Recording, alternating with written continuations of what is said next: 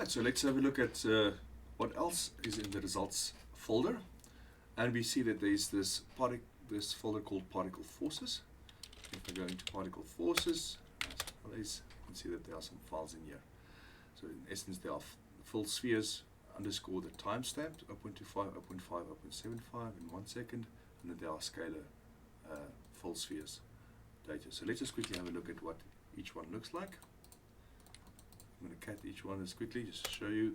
So what we see is I cat this first one, I get essentially particle ID. That's that.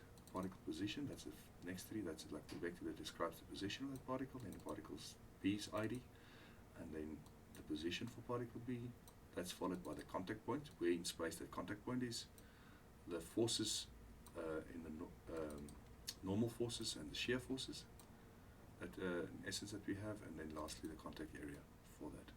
So that is in essence what we see. So this normal and shear forces are in essence forces perpendicular to that contact area and in plane to that contact area. That's what we have for each of the particles. Then if I say there's cat scalar,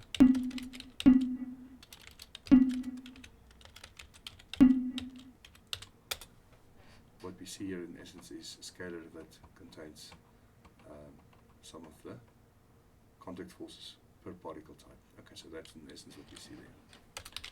So I can now run one of my scripts, force chain, call it accurate, onto one of these files. I'm going to select, let's say, 0.75 seconds. So not the scalar one, but just the normal one. If I want to build the force chains, paste that in, run that, and then I say, in essence, after it's run, it says end writing. So let's just see what has changed. And what's changed is that there's now all of a sudden a VTK file extra.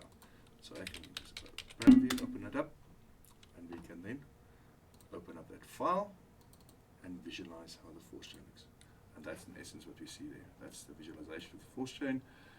It's fairly aggressively scaled in terms of how it's the area, or actually the volume of that force chain grows with the magnitude of the force, but this is just to give you a good idea of that contact network for that specific run. And then this allows us then to visualize it for each of, we can build it for each of the time steps, and we can even make a video where you can visualize the evolution of the force chains. So let's just maybe do another one, just to show you quickly. So I'm going to run another force chain. I'm going to run the 0.25, paste. Okay, that one is okay, so that's because the scaling is not great.